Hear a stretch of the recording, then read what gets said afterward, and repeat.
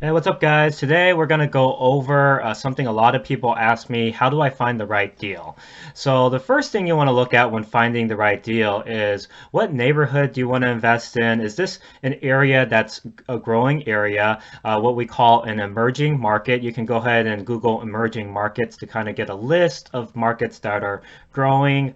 You want to look for things like a big tech company moving in, or are there a lot of hospitals? Are there a lot of like big colleges that have a lot of students from out of state? That's what I look for. But basically, look for where the job market is, right? And if the jobs are expanding, there's going to be more jobs in the future, then that's an area that's probably going to have a lot of appreciation and a lot of higher rents over time.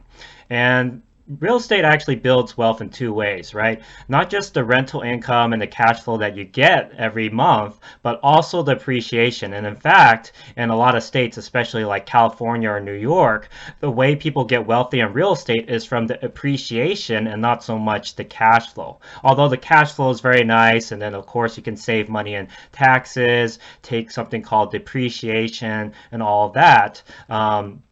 The big builder of wealth is actually that appreciation a lot of times.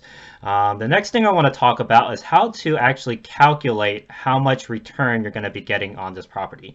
So that goes into a measure we call the cap rate. So cap rate is basically the net operating income divided by the total purchase price of the property. Net operating income, also known as NOI, is basically your rental income minus your expenses. It's actually very simple. So you take your income minus out your expenses, that's your net operating income, and then you divide that by the purchase price of the property, and then you get a percentage.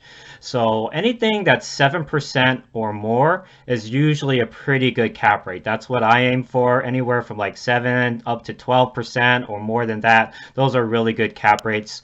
As far as expenses, you have to keep in mind there are a couple expenses, right? There's the mortgage, there's taxes, insurance, there's repair costs, which is about 1 to 2% per year of the property cost.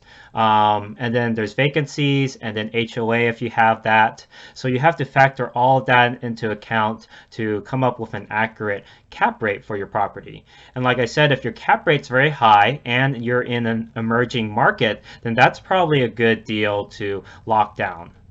I hope you guys enjoyed this video. Please like and subscribe, and I'll see you guys next week.